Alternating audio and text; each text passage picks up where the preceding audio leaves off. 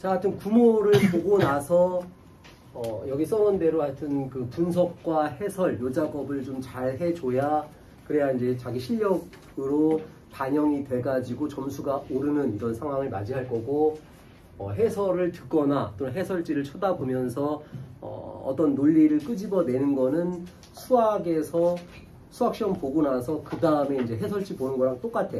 그래서 지금 이 작업이 중요한 게 아니라 내가 얘를 어떻게 읽었어야 하는가, 그 다음에 이 선지를 1, 2, 3, 4, 5에서 이 선지를 내가 몇 번째로 빠르게 찍었어야 했는가, 그 다음에 어떤 게 나의 장점이고 어떤 게 나의 단점인가. 간단하잖아. 장점은 살리고 그 다음에 단점은 없애고, 그러면 점수가 오르는 거니까. 그게 평소에는 특히 이과생들 같은 경우는 이런 생각을 거의 안 하기 때문에 그냥 뭐 되는 대로 그냥 문제 있으면 풀고 없으면 말고 뭐 이런 식으로 가니까 국어 점수가 생각보다 잘 안 오른다 라고 생각을 하는 거고, 그런 지점들만 잘 잡아내도 충분히 5점에서 10점까지 오를 수 있는 계기를 만들 수 있다고. 그래서 특히 2번, 3번 요 놈을 좀 잘 해야 돼. 자, 그 다음 3번은 그냥 뭐 앞으로 잘 되겠지 이게 아니라 정확하게 이제 내가 뭐 2등급, 뭐 1등급 이렇게 등급 잡아놓고, 그 다음에 그러면은 내가 뭘 해야 되지? 기출을 더 해야 되는지, EBS를 더 해야 되는지, 실무를 해야 되는지, 아니면 뭐 수업을 더 열심히 들어야 되는 건지, 또는 뭐 어려운 지문을 뭐 읽어야 되는 건지, 각자 해야 될 게 다 다르다고.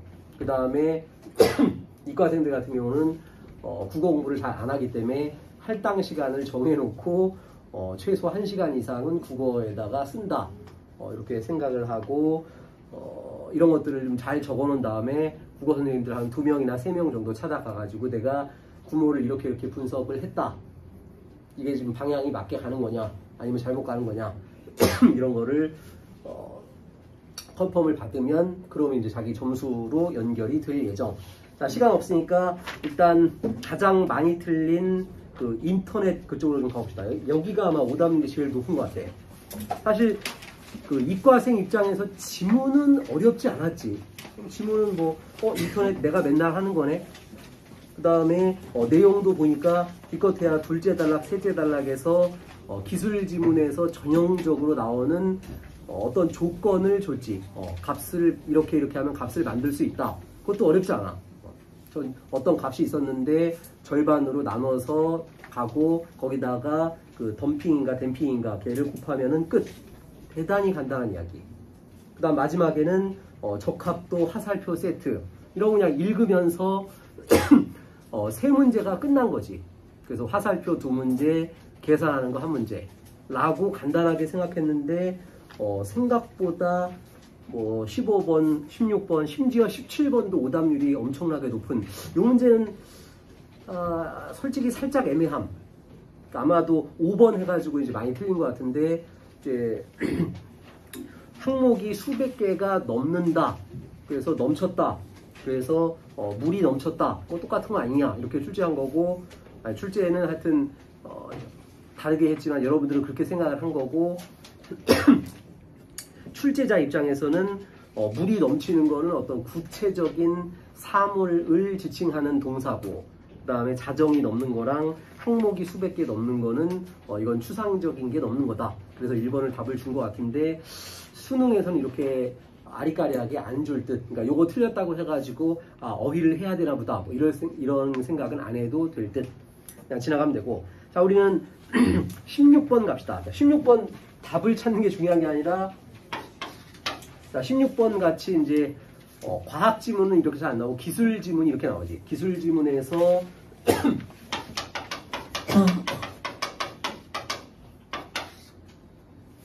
그 16번 옆에다 쓰라고. 그러니까 조건대로 쭉 적는다.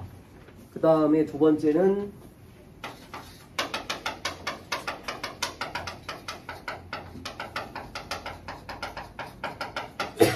어려운 숫자를 준 게 아니라 일부러 2로 나눠지도록 16이라고 줬지. 간단하게 계산이 되도록 그런 것들 먼저 보기에서 계산을 끝낸다. 이게 포인트야. 이거를 숫자 복잡하네. 그리고서 1, 2, 3, 4, 5 이렇게 하면은 시간이 걸리거나 틀린다고. 그래서 먼저 계산해 놓고 움직이는 거. 그 다음 세 번째는 지금 A, B, C, D, E 이런 식으로 나왔네. 이런 거를 국어에서는 뭐라 그래? 순서도라고 하는 거고, 이런 순서도라는 것은 국어에서는 무슨 의미를 가져? 과정의 글쓰기다 이런 뜻이라고.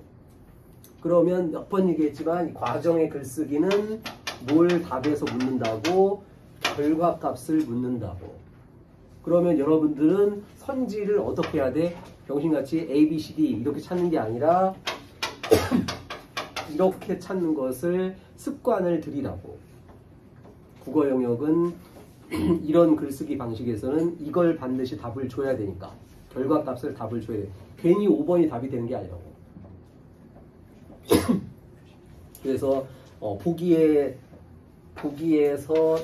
16이라는 값을 던져줬고, 얘가 B하고 C에 각각 어떻게 절반으로 가더라. 8하고 8 절반. 거기다가 뭘 곱한대? 덤핑인지 댐핑인지 0.5를 곱한대. 그러면 요 C에는 일단 4가 하나 들어왔지. 그런데 화살표가 이렇게 또 있지. 그래서 B에서 여기로 올 때 여기 B가 4였으니까 2라는 값을 줘야 되고, 2에다가 또 뭘 곱해야 돼? 댐핑 0.5를 또 곱해야지. 그래서 1, 4 더하기 1은 5. 끝. 그냥 산수 문제라고. 세상 간단한 내용, 이런 순서대로 자기 머릿속에서 정리가 됐으면 그럼 쉽게 풀고 지나가는 거고, 아니면은 별것도 아닌 건데 ABCD에서 이것저것 찾다가 시간이 오래 걸렸거나 틀렸거나, 수능날은 그러면 안 된다고. 한 방에 먹고 끝낼 문제야. 그래서 아마도 9월에서 사실은 그 기술 지문을 출제를 했기 때문에 수능에서는 그냥 과학, 생물이나 지구과학 이렇게 될 가능성이 크긴 한데, 어쨌든 대한민국은 알 수 없지. 또 기술 낼 수 있으니까. 그래서 그럼 나왔을 때 한 방에 먹자, 그런 얘기. 자, 그 다음에는 법지문 갑시다.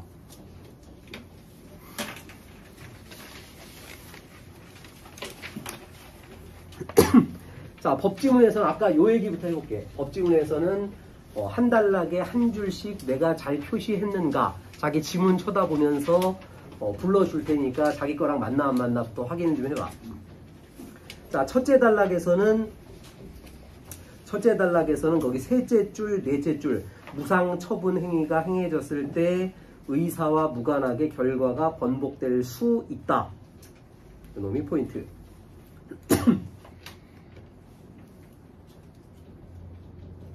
자, 그 다음에 둘째 단락에서는 그 첫째, 둘째 줄은 유류분이라는 것에 대한 정의를 내린 거고, 실제 시험 문제에서는 그 다음 거, 만약 상속인이, 자, 이걸 왜 표시해야 되냐면 예전에 썼던 거 얘 기억날 거야. 우리가 법지문에서는 어떤 걸 답을 준다고? 어려운 개념어와 더불어 얘가 매우 중요하다. 그거 그대로 갖다가 문제를 출제하니까.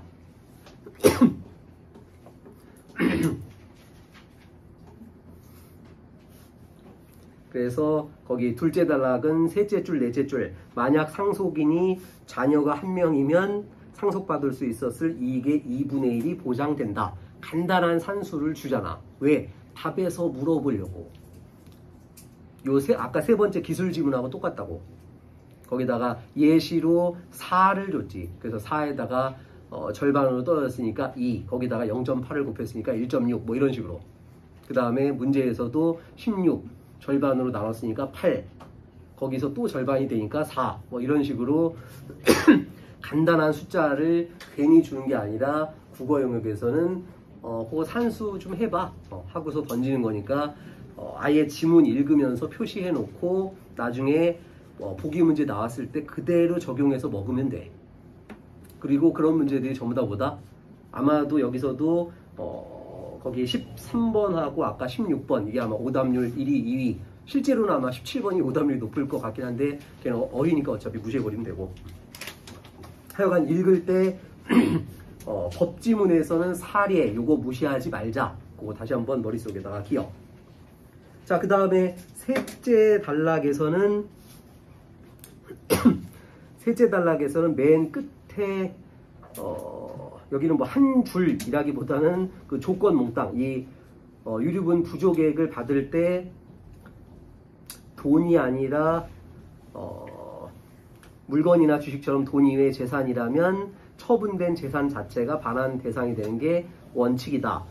언제나 법에서는 뭘 준다고? 원칙을 주고 예외를 주고, 그리고 답에서 뭘 물어봐? 예외를 묻지. 거기다 다만 거기다가 별표 쳐놓고 만 여기다가 별표 쳐놓고 법지문에서는 예외 요놈 가지고 주로 답을 준다. 원칙은 잘 안 묻지. 그 예외를 가지고 답을 많이 물어보는 게 법지문의 특징이라고.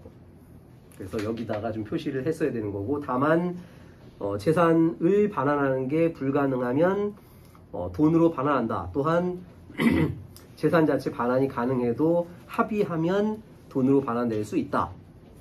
자, 첫째, 둘째, 자, 셋째 단락의 맨 끝에다가 별 1000억 개 해놓고, 셋째 단락의 맨 끝에 줄에다가 별 1000억 개 해놓고 두 글자를 써. 뭐라고?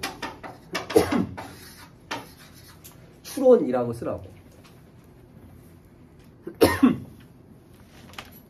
거기 11번 문제에도 답을 갖다 놨는데, 자, 어떤 방식을 지문에다가 쓰냐면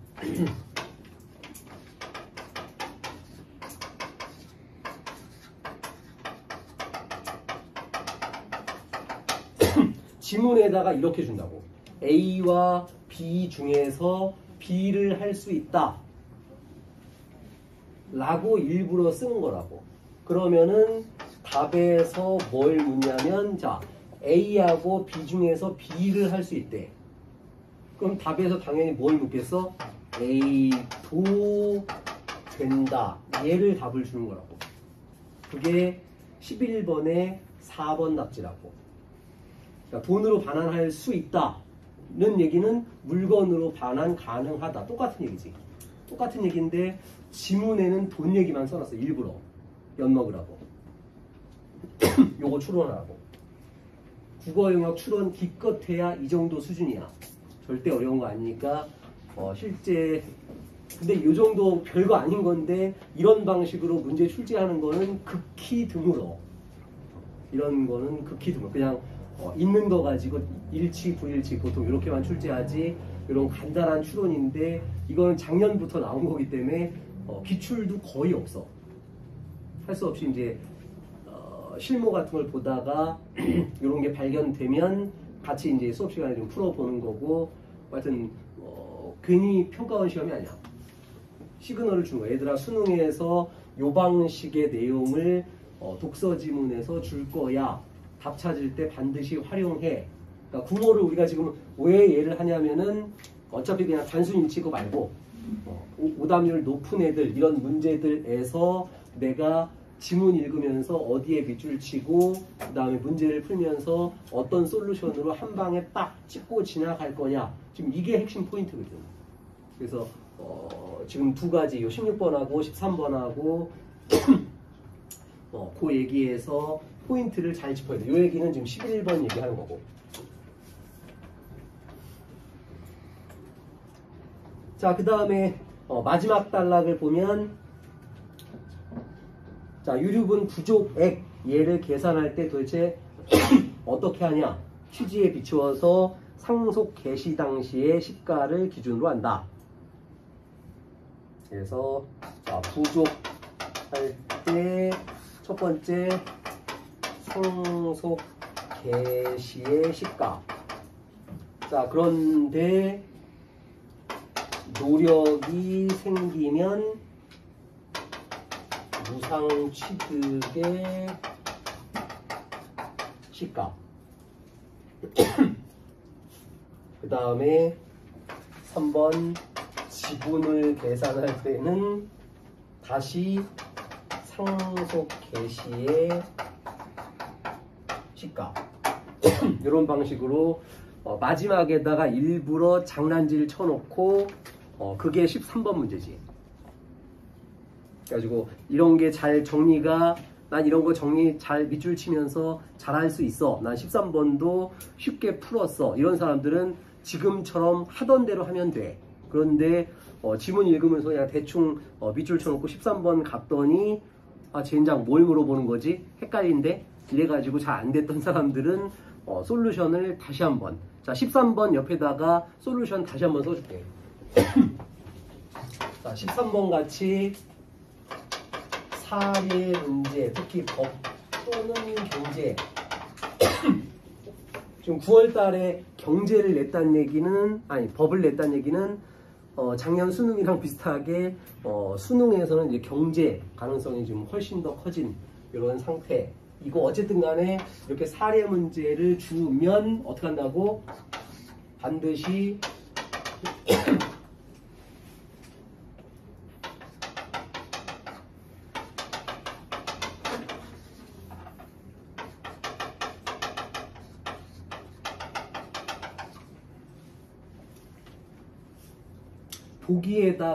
보기에다가 얘는 지금 숫자를 써놨지.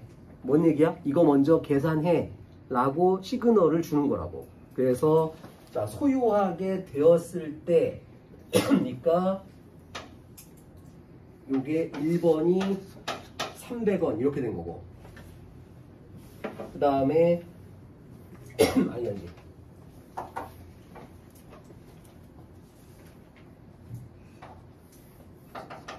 무상으로 주었을 때가 300원이었고 상속 개시가 700원이고, 그 다음 이게 이제 A지. 그 다음에 B는 100원이고, 그래서 이렇게 더하면 400원이 되는 거고, 이렇게 더하면 800원이 되는 거고. 그러니까 얘를 먼저 써놓고 그 다음에 움직이는 거라고. 그렇지? 이 정도까지는 해줘야 돼. 대단히 어려운 거 아니고, 사례 문제 나왔을 때 더군다나 숫자를 줬다는 얘기는 아까 쟤하고 똑같아. 숫자 줬다는 얘기는 먼저 거기서 어느 정도 정리를 해라, 그 얘기야. 자, 그 다음에 두 번째.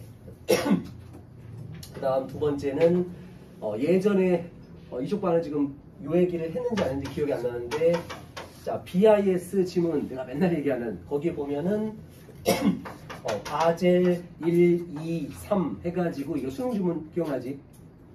자 그래서 수능에서 뭘 물어봤어? 얘네들을 물어봤지. 얘네들 왜 물어봐? 변화된 값을 물어보는 게 그게 수능이라고. 안 변하는 새끼 안 묻는다고. 1번이 있었는데 우리는 변화된 값 2번, 3번을 원해. 이게 수능에서 원하는 거. 자, 그 얘기 왜 하냐면, 자, 13번 봐봐. 13번 선지 보면 1번, 2번에서 뭐라고? 노력이 없대. 수능에서 이런 거 답 안 준다고. 1번, 2번 노력과 무관해 지워버리라고. 왜? 변화가 없으니까. 변화 있는 놈만 답을 주는 게 수능시험. 이거 지금 무슨 시험? 9월 평가원 시험. BIS 무슨 시험? 수능시험. 시그널을 주는 거라고. 그래서 3번, 4번 노력으로 상승. 얘네를 먼저 찾는 거라고. 그래서 노력으로 상승하면 뭐라고? 원래 노력으로 상승하면 무상 취득할 때의 시가, 즉 300원. 그 다음에 B는 100원. 그런데 아까 처음에 여기다 곱하기 몇 한다고? 곱하기 2분의 1. 그러므로 200원을 받아야 되는 거지. 그러므로 A 물건은 300원이니까 200원이 되려면 3분의 2의 지분을 받으면 되는 거지. 끝. 단순한 산수 문제라고. 그러니까 이런 것들을 실전에서 자기가 솔루션대로 밑줄 치고 그 다음에 끄집어내 가지고 산수 계산하고 얼른 답 먹고 답 찾을 때도 병신같이 몽땅 다 계산, 이게 아니라 얘네들이 원하는 거, 변화되는 거, 괜히 9월 모의평가가 아니라고. 그러니까 그런 것들을 찾아가지고 먹는 것들 자꾸 훈련하고 실전에서 써먹어야지 라고 생각한다면 70일 뒤에 시험에서도 큰 무리 없이 먹을 수 있다고. 그 정도 머리는 되니까. 그래서 지금 독서 두 지문 사실 앞에 거는 아더르면 너무 쉬워서 안 할 거고, 그래서 그런 놈들을 내가 실전에서 어떻게 먹을 건가 잘 고민을 하길 바라고, 자, 좀 이따가는 문학을 합시다. 휴식.